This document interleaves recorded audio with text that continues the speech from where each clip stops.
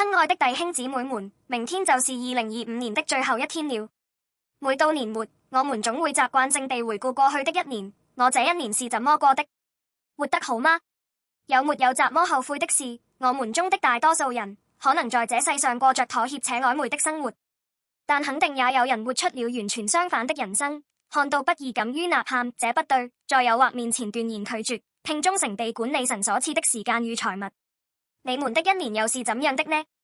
在路加福音第2章出現了一位為人生落幕畫上完美句點的人，那就是西面爺爺。他一生敬虔，渴望見到彌賽亞。有一天，在聖靈的感召下，他進入聖殿，遇見了抱着嬰孩耶穌進來的約瑟和瑪利亞。那一刻，聖靈讓他明白，這個孩子就是他等候已久的彌賽亞。西面滿心歡喜地接過耶穌，仲讚神說：主啊，如今可以照你的話，釋放婦人安然去世，因為我的眼睛已經看見你的救恩。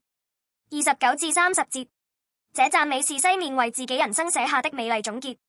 隨後，他在聖靈的感動下，又說出了驚人的預言：報好消息，這孩子被立，是要叫以色列中許多人跌倒，許多人興起，又要作毀謗的話柄。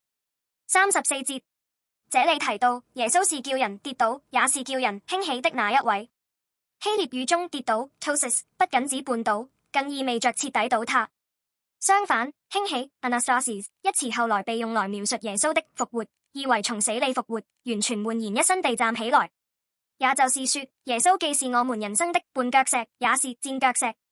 對某些人來說，耶穌成了粉碎自尊、世俗價值觀和舊習的絆腳石，使他們跌倒；而對另一些人，耶穌在毀壞的廢墟上成為基石，賜予他們重新站立的興起之恩。